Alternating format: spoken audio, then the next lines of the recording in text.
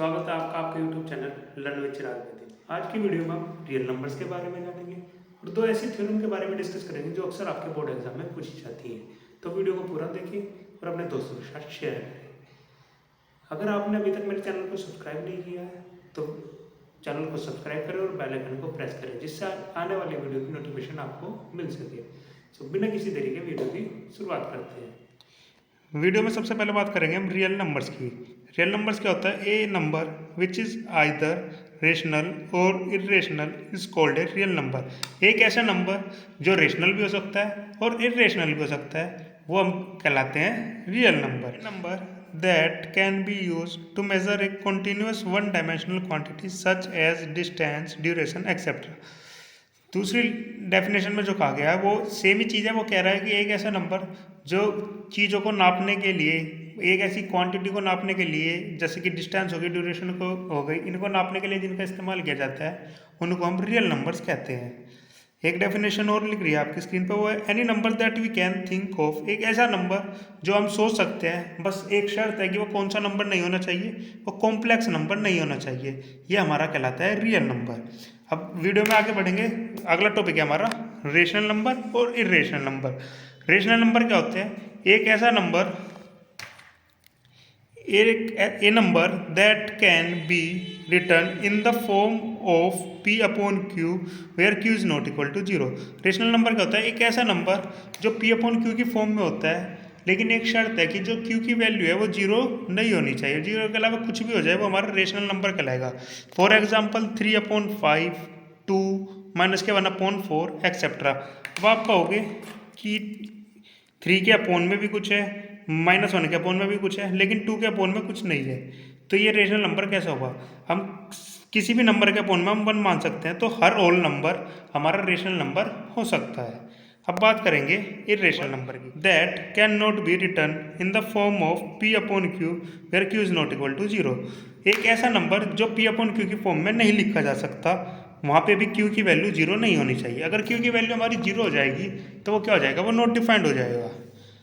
तो एक ऐसा नंबर जो p अपॉन q की फॉर्म में, मतलब अपोन में नहीं लिखा जा सकता, वो हमारा इरेशनल नंबर होगा। For example √2 √3 pi. Irrational number को हम ऐसे भी डिफाइन कर सकते हैं कि वे नंबर जो नॉन टर्मिनेटिंग होते हैं और नॉन रिपीटिंग होते हैं।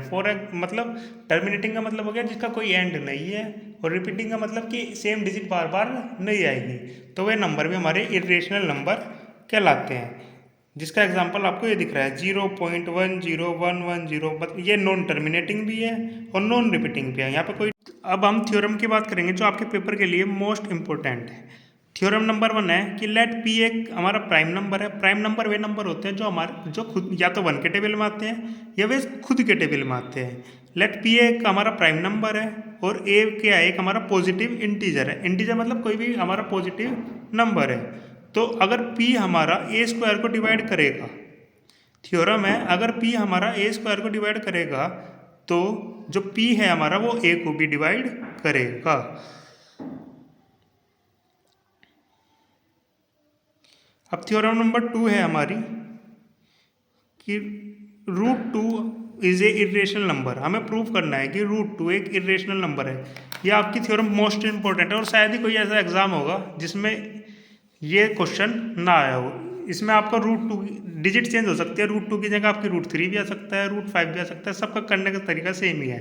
तो हमें √2 को इरेशनल प्रूव करना है, तो हम प्रूफ में क्या लेके चलेंगे? हम उसका उल्टा लेके चलेंगे और अपनी बात को गलत साबित कर देंगे। अगर हमारी बात गलत साबित हुई, हमने कहा कि वो रेशनल नंबर है और हमारी बात गलत साबित हो गई, तो वो रेशनल नहीं होगा तो वो कौन सा नंबर होगा? और अपने ऑटोमेटिकली इरेशनल नंबर हो जाएगा। तो प्रूफ में हमने क्या करा? हमने लिया कि मान लिया हमने कि √2 हमारा एक रेशनल नंबर है। क्या माना हमने? हमने माना कि let √2 is a rational number, then it will be in the form of p upon q where q is not equal to 0। हमने माना √2 हमारा एक रेशनल नंबर है और हर रेशनल नंबर क्या होता है? वो p अपॉन q की फॉर्म में होता है, जहाँ पे q की वैल्यू क्या नहीं होती? 0 नहीं होती। एक चीज़ और हमने लेट की, हमने क्या माना कि जो p और q है उसके जो कॉमन फैक्टर है, मतलब जो दोनों डिवाइड होंगे, जो उनके फैक्टर है वो क्या है? सिर्फ 1 है। 1 के अलावा उसका कोई कॉमन फैक्टर नहीं है। तो √2 हमने रेशनल माना तो वो p अपॉन q की फॉर्म में होगा। अब हमने क्या किया? दोनों साइड का स्क्वायर कर दिया। लेफ्ट साइड का भी और राइट साइड का भी। स्क्वायर किया तो स्क्वायर रूट हमारा यहाँ पे हट जाएगा, तो अंडर रूट का स्क्वायर करेंगे तो ये आ जाएगा हमारा 2। और पी अपॉन क्यू का जब स्क्वायर करेंगे तो पी का स्क्वायर अलग हो जाएगा और क्यू का स्क्वायर अलग हो जाएगा। अब ये क्यू स्क्वायर यहाँ पे डिवाइड में है, यहाँ पे डिवाइड में है तो हमने इसको उस दूसरी साइड भेज दिया। जब डिवाइड में होता है तो अपोजिट इक्वल्स के अगर दूसरी साइड भेजते हैं तो वो अपोजिट साइन में चला जाता है। यहाँ डिवाइड में तो उधर से आगे मल्टीप्लाई में आ जाएगा। तो पी स्क्वायर की जो वैल्यू आ गई वो हमारी आ गई 2q स्क्वायर।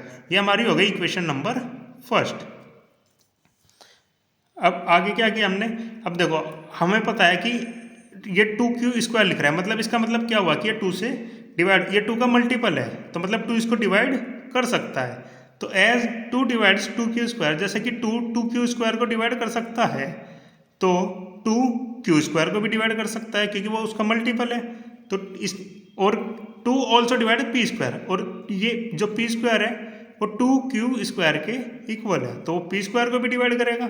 अब अभी हम थ्योरम 1 पढ़ के आए, अगर कोई प्राइम नंबर किसी के स्क्वायर को डिवाइड करता है तो वो उसके सिंगल पार्ट को, सिंपल को भी डिवाइड करेगा। तो 2 हमारा एक प्राइम नंबर है तो वो 2 पी स्क्वायर को डिवाइड करता है, तो इसका मतलब क्या हुआ कि वो 2 पी को भी डिवाइड करेगा। तो ये हमारी हो गई क्वेश्चन नंबर सेकंड। अब हमने अपनी तरफ से माना एक दूसरा मल्टीपल मान लिया हमने पी का, 2 का ही पी को हमने मान लिया जो पी की वैल्यू है वो 2m के इक्वल है, जहाँ पे m क्या है हमारा एक पॉजिटिव इंटीजर है। तो हमने इस वैल्यू को इक्वेशन नंबर फर्स्ट में पुट कर दिया, p की वैल्यू को हमने इक्वेशन नंबर फर्स्ट में पुट कर दिया। p की वैल्यू क्या दी हमारी 2m, इसका होल स्क्वायर किया तो 2 का स्क्वायर अलग हो जाएगा और m का स्क्वायर अलग हो जाएगा। 2 का स्क्वायर हो गया हमारा 4 और m का स्क्वायर क्या वो हो गया m square equal to 2q square. यहाँ से 2 से इसको डिवाइड कर दिया या 2 कॉमन लेके हमने काट दिया तो यहाँ पर रह जाएगा 2m स्क्वायर और यहाँ पर रह गया q स्क्वायर। फिर से वही 2 हमारा 2m स्क्वायर को डिवाइड कर रहा है क्योंकि 2m स्क्वायर 2 का मल्टीपल है तो 2 से डिवाइड हो जाएगा। तो 2 डिवाइड्स q स्क्वायर, जब वो 2m स्क्वायर को कर रहा है और q स्क्वायर 2m स्क्वायर के इक्वल है तो वो q स्क्वायर को भी डिवाइड करेगा। लेकिन 2 क्या है हमारा प्राइम नंबर है, और अभी हम थ्योरम 1 में पढ़ा था कि अगर कोई भी प्राइम नंबर किसी के स्क्वायर को डिवाइड करता है तो वो उसके सिंपल नंबर को भी डिवाइड करेगा। तो वही लिखा हमने कि 2 डिवाइड्स q, ये हो गई हमारी कि 2q को भी डिवाइड करेगा। ये हो गई हमारी इक्वेशन नंबर 3। और सेकंड और थर्ड से हमने क्या देखा कि 2p को डिवाइड कर रहा है, 2q को भी डिवाइड कर रहा है। तो इसका मतलब क्या हो गया कि दोनों का जो कॉमन फैक्टर है वो क्या है 2 है। तो p और q का जो हमारा कॉमन फैक्टर है वो 2 है। This contradicts that p and q have a common factor, no common factor other than 1। तो कॉन्ट्राडिक्ट्स का मतलब हो गया कि ये हमारी बात को गलत साबित कर रहा है कि जो p और q है उसका कोई कॉमन फैक्टर नहीं है 1 के अलावा। हमें सेकंड और थर्ड से साफ पता चल रहा है कि 2 उसका कॉमन फैक्टर है। तो इसका मतलब क्या हुआ, हमारी बात गलत साबित हो गई। हमने क्या माना था, हमने माना था कि √2 हमारा एक रेशनल नंबर है, तो अब वो क्या हो गया, हमारी बात गलत हो गई। तो इसका मतलब हुआ कि हैंस √2 एक रेशनल नंबर नहीं है। अब जब वो रेशनल नंबर नहीं है तो वो कौन सा नंबर होगा, वो ऑटोमेटिकली इरेशनल नंबर होगा जो हमें प्रूव करना था। So we can say that जब वो रेशनल नंबर नहीं है तो वो कौन सा नंबर हुआ, इरेशनल नंबर हुआ। ये इस थ्योरम का प्रूफ है।